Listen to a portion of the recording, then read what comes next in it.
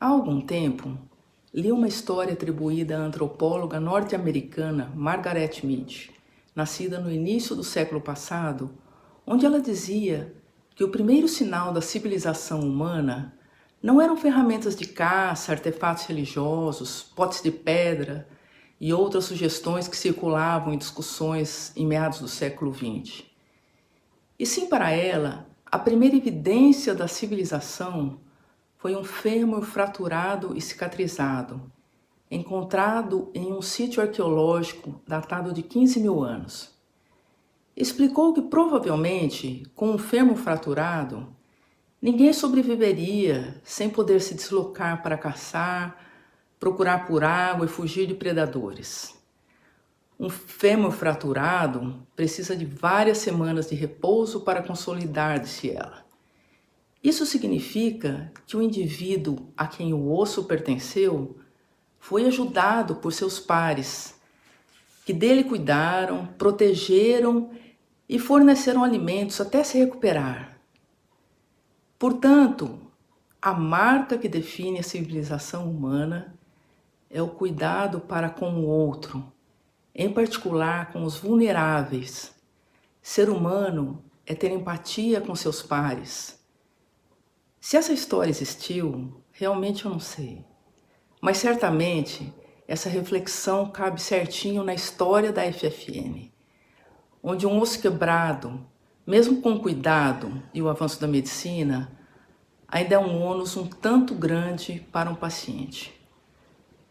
Mas pensamos que com a união de conhecimentos em várias áreas profissionais, o trabalho multiprofissional de equipe possa fornecer um cuidado de excelência, onde o paciente sofra o menor dano possível ao ser vítima de uma fratura por fragilidade. Em 2011, nós fundamos a FFN Global durante um encontro em Berlim, sendo o professor David Marsh o primeiro presidente e eu sua vice-presidente. Nesses quase 10 anos, a FFN tem disseminado sua missão, e hoje já somos tantos mais, com o propósito de difundir melhores práticas no atendimento ao paciente fraturado em todos os cantos do globo. A FFN hoje se expandiu pelo mundo e em 2019 fundamos a FFN Brasil, a primeira na América Latina. E um dos maiores objetivos da FFN Brasil este ano foi justamente pensar e organizar esse encontro na América Latina, promovido pela FFN Global. Nossa região é estratégica para a atuação da FFN, pois juntamente com a Ásia, teremos os maiores aumentos de fratura por fragilidade em todo o mundo. Inicialmente, nosso encontro presencial seria em São Paulo, no mês de junho, mas veio a pandemia e nos obrigou a um novo planejamento. Agora, com uma estratégia virtual, unimos as 3 regionais, América Latina, Ásia e Europa, e faremos nos dias de hoje e amanhã encontros semelhantes nas 3 regiões, abordando os 4 pilares da FFN. Cada pilar será discutido em um período com pouco mais de 2 horas, com uma sessão plenária seguida de 3 breakouts simultâneos relacionados a cada pilar. As plenárias ocorrerão em ambiente virtual que não permite exposição ao vivo. Portanto, ocorrerão com as apresentações gravadas e ao final da última apresentação de cada plenária aparecerá um link que nos direcionará a um outro ambiente com possibilidade de interação para a sessão de perguntas. As perguntas deverão ser realizadas pela função chat de maneira privativa para o co-chair da sessão. Os breakouts serão em ambientes que permitirão maior interatividade e as instruções para as perguntas são as mesmas. Nesse encontro, faremos nossa interação em 3 idiomas: português, espanhol e inglês. Esperamos que eventuais dificuldades com a língua sejam pequenas perante nosso ganho com tanta interação.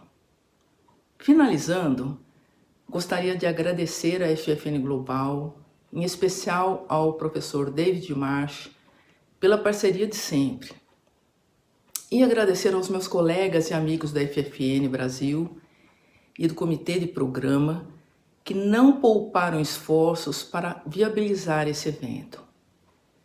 Em nome da FFN Brasil, gostaria de dar as boas-vindas a cada um de vocês e dizer que desejamos que ao final desse encontro possa se sentir ainda mais motivado para elevarmos o cuidado com fraturas por fragilidade a um outro patamar. E que nesse momento difícil, quase que inimaginável de uma pandemia, mudando tão drasticamente a vida de cada um de nós, nos sirva de alerta para cuidarmos melhor do nosso planeta e de todo ser que aqui habita. Muito obrigada. Eu sou Adriana Machado e eu sou presidente da FFN Brasil. Hello, my name is David Marsh. I was the founding president of the FFN in 2011, and I'm now the regionalisation chair in the FFN. I'd like to add my welcome to that of Adriana. And by way of context for this meeting, I'd like to start by mentioning one consequence of the ageing population that you may not have thought about.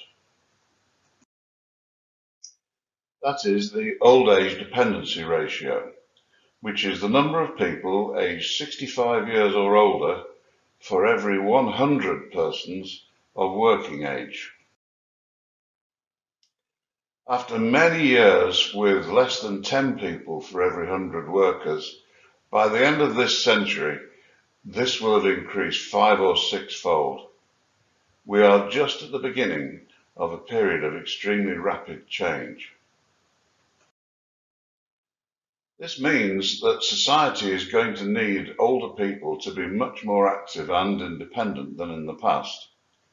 And osteoporosis and fragility fractures is one of the main areas in which improvement is needed. So our work will impact on the whole of society. It also means that rehabilitation after fracture treatment is a crucial element of our response to the challenge if people are to remain independent. And it also means that change is going to be very rapid in many countries. But in addition to that, we need to consider the effect of the ageing population on the actual incidence of fragility fractures.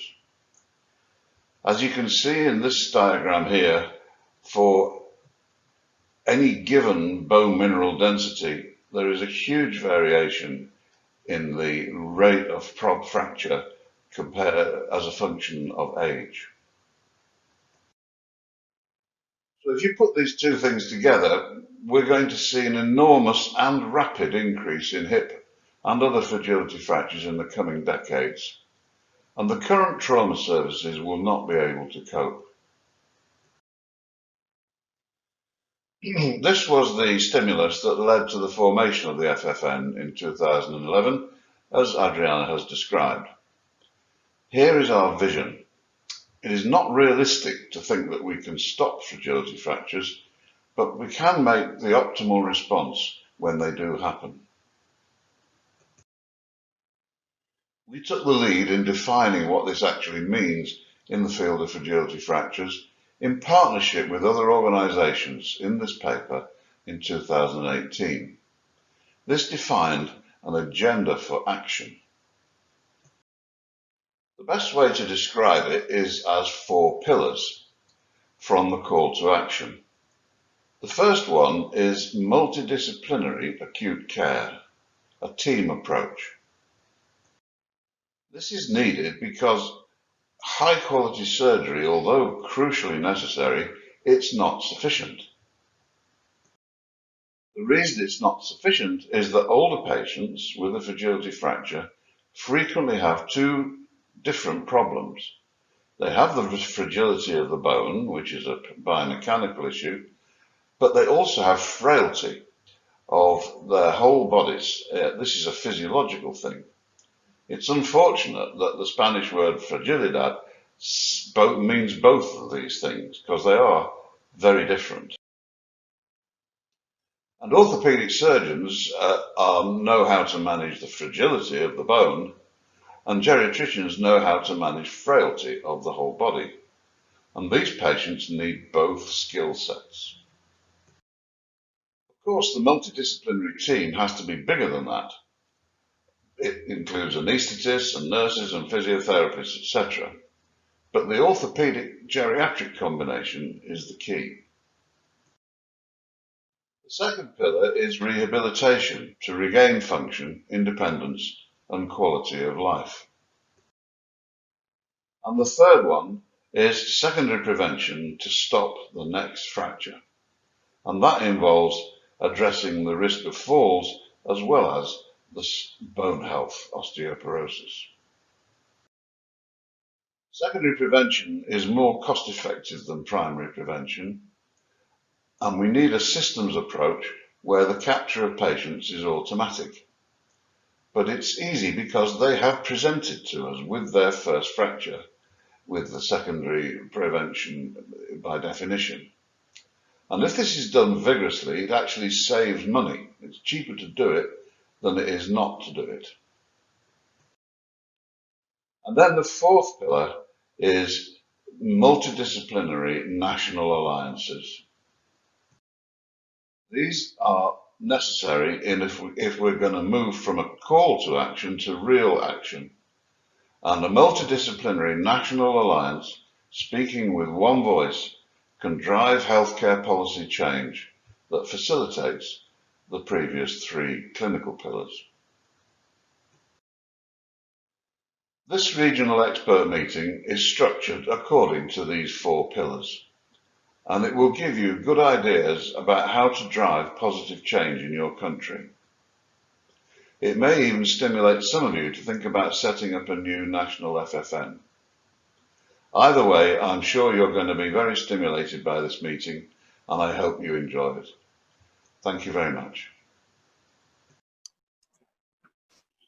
Agradezco al Dr. David Marsh, así como a todos los organizadores de esta reunión regional de Latinoamérica, organizada por el Network de las Fracturas por Fragilidad, la invitación para estar con ustedes en esta reunión virtual.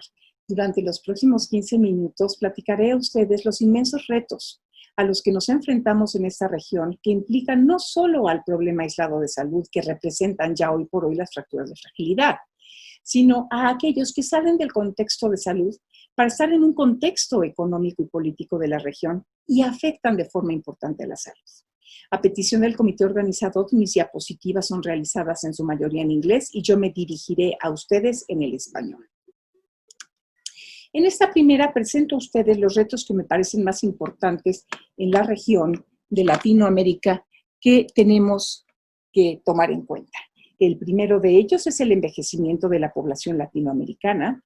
El segundo lugar, las prioridades de salud que hoy por hoy vivimos en la región, entre las cuales desafortunadamente no se encuentran las fracturas por fragilidad.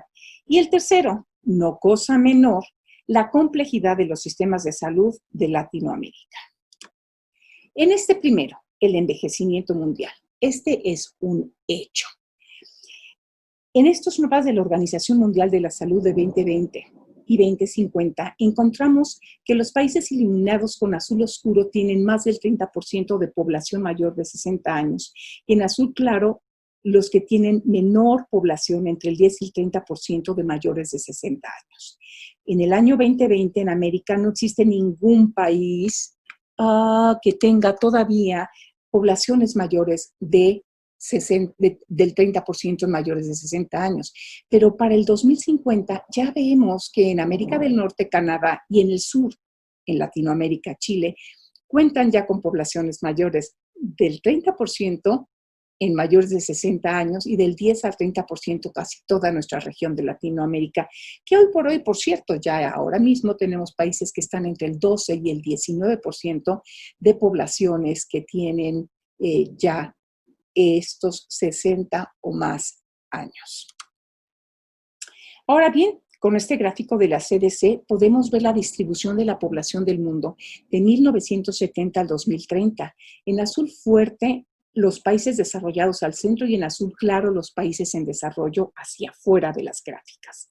Se muestra el cambio importante en la forma de la pirámide observada de los años 50 del siglo pasado en relación a lo que observaremos en el 2030.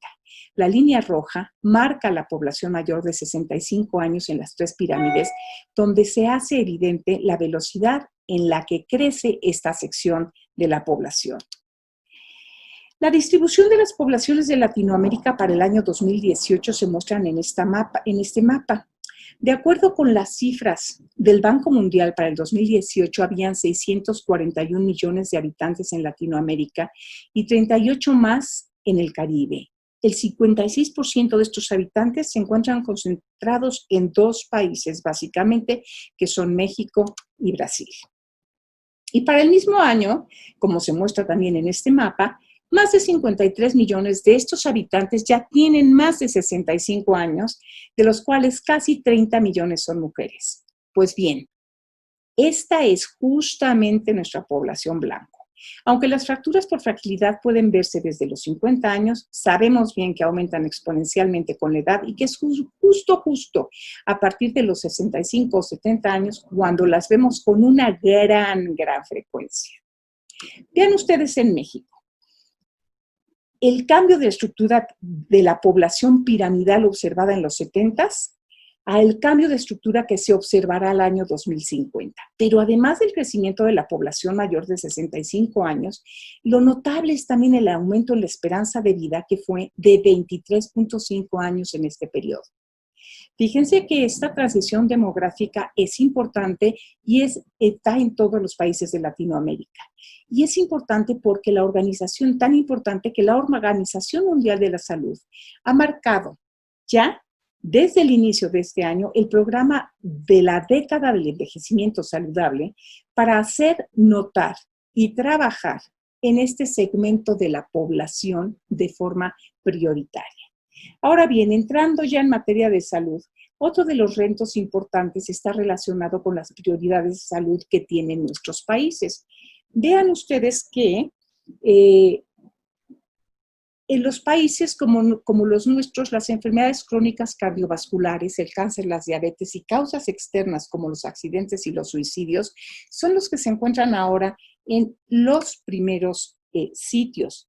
Ven ustedes en esta clasificación de las principales causas de mortalidad en países de ingresos medios como la región y observen cómo se han movido las enfermedades crónicas transmisibles del 1990 hacia el año 2016, en donde estamos viendo que ya los 5 primeros sitios los tienen las enfermedades crónicas no transmisibles, mientras que en rosa las enfermedades transmisibles maternas y neonatales han disminuido de forma importante.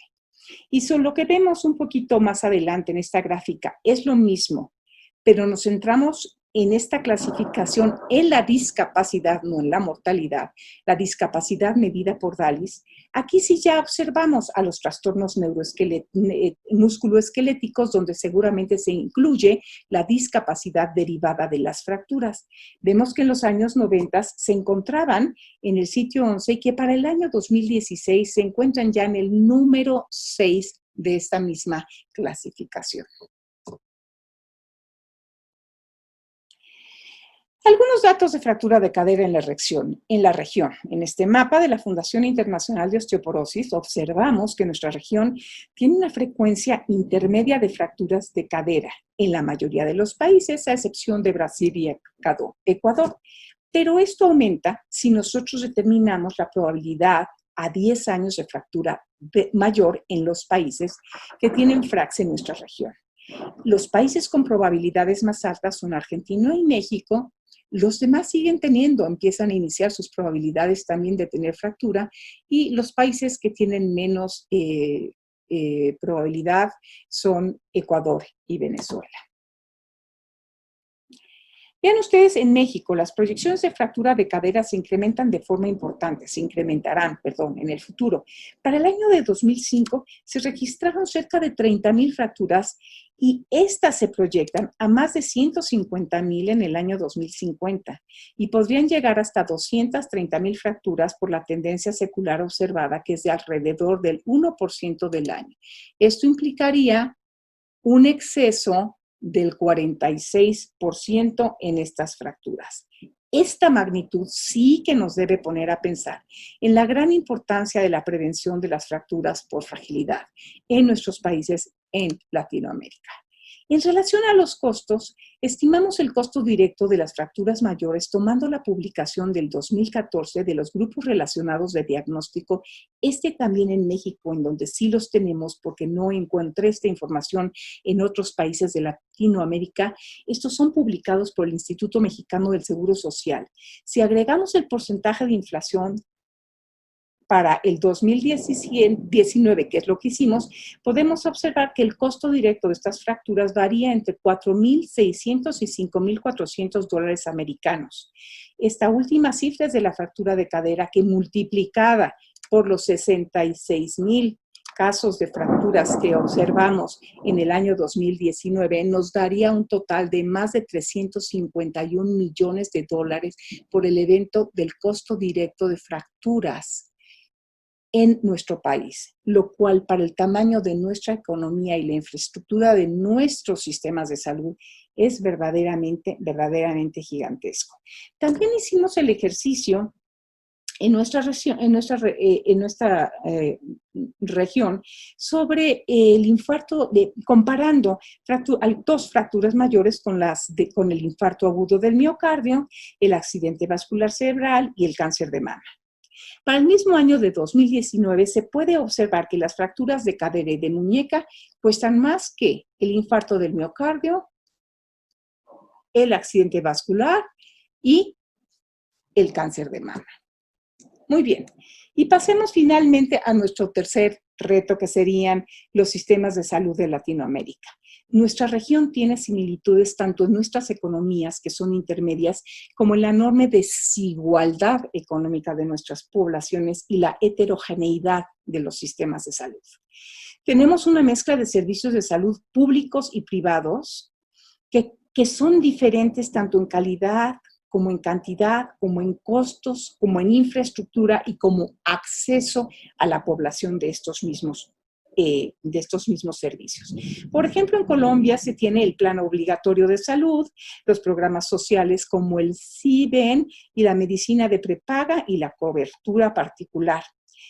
En Brasil existe un sistema único de salud del Estado, pero hasta el 52% de los habitantes utiliza la medicina privada. En Argentina, por ejemplo, se otorga una canasta básica de salud por el programa médico obligatorio, que lo da el Estado, pero existen otros programas, además de medicina de prepaga y medicina privada. Yo les pongo como ejemplo, el sistema de salud mexicano, pues es el que más conozco.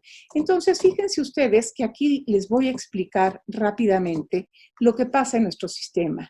El sistema es público y privado. Nuestro sistema público abarca más del 90% de la población y el otro 10% podría estar dentro del sistema privado.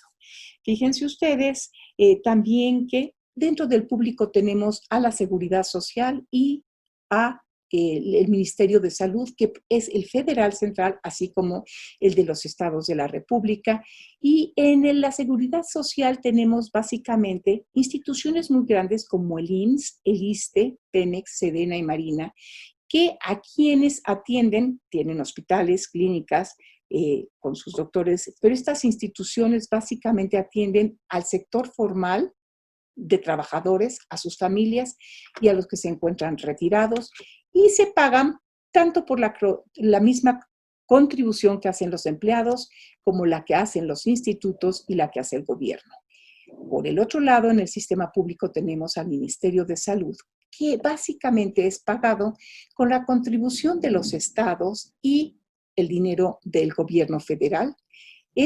Básicamente tiene el programa de IMSS Bienestar, que está asociado con los institutos nacionales y junto con hospitales y clínicas que hacen una situación mixta en los estados en primer nivel de atención y en tercer nivel de atención con hospitales y clínicas, tanto en los institutos nacionales de salud federales aquí centrados en la Ciudad de México como fuera. Y este sistema, ¿a quién atiende? Son al sector informal, que desafortunadamente es el 51% en este país, y también aquellos que no tienen empleo. En el sistema privado, pues fíjense ustedes que hay, desde luego, los individuos que tienen la capacidad de paga y también empleados a quienes, por ejemplo, se les ofrecen pólizas de gastos médicos mayores. Estos básicamente son dados por hospitales y por instituciones privadas y que van a atender a la población que tenga esta capacidad de pago. Fíjense ustedes que hoy ante la pandemia de COVID nos enfrentamos a la precariedad desafortunadamente de nuestro sistema de salud en México y creo que en todos los países de Latinoamérica, haciendo evidente su ineficiencia. A este sistema tan complejo le agregamos la falta de visibilidad que tenemos en relación a las fracturas por fragilidad, pues nos damos cuenta de la gran tarea que nos queda por delante. Y rápidamente, ¿qué podríamos concluir de estos tres retos que tenemos? Bueno, el primero, el envejecimiento de la población, pues debemos guiarnos por los lineamientos de envejecimiento saludable marcados para esta década por la Organización Mundial de Salud y buscar la prevención primaria y secundaria de las fracturas a través de programas dirigidos al ciclo de la vida, desde los niños a los adultos y adultos mayores, en donde debemos insistir en la buena nutrición, en la actividad física, estar lejos del tabaquismo, del alcohol en exceso y del sedentarismo. También debemos de poner un especial interés en la prevención primaria a través de todo este ciclo que les comento. En nuestro segundo, que son las prioridades que tenemos en nuestros sistemas, en donde no aparece realmente todavía en ninguno de nuestros países, en unos un poquito más como en México y en otros menos, las fracturas por fragilidad, pues debemos de generar los suficientes datos de carga de enfermedad que se necesitan para que las personas que tienen las decisiones en salud puedan tomarlos y realmente ver el costo-beneficio de atender como prioridad a las fracturas de fragilidad. Y tenemos que buscar la articulación entre la investigación clínica, los clínicos que atienden a nuestros pacientes y estas personas que hacen las decisiones en salud. Y finalmente, para la complejidad de los sistemas de salud, pues en ellos a lo mejor está muy fuera de nuestras manos, pero tenemos que apoyarlos con nuestras otras medidas, a planear las estrategias para la prevención tanto primaria como secundaria, promoviendo estos estilos de salud en el curso de la vida para que alcancemos a todos los segmentos de la población.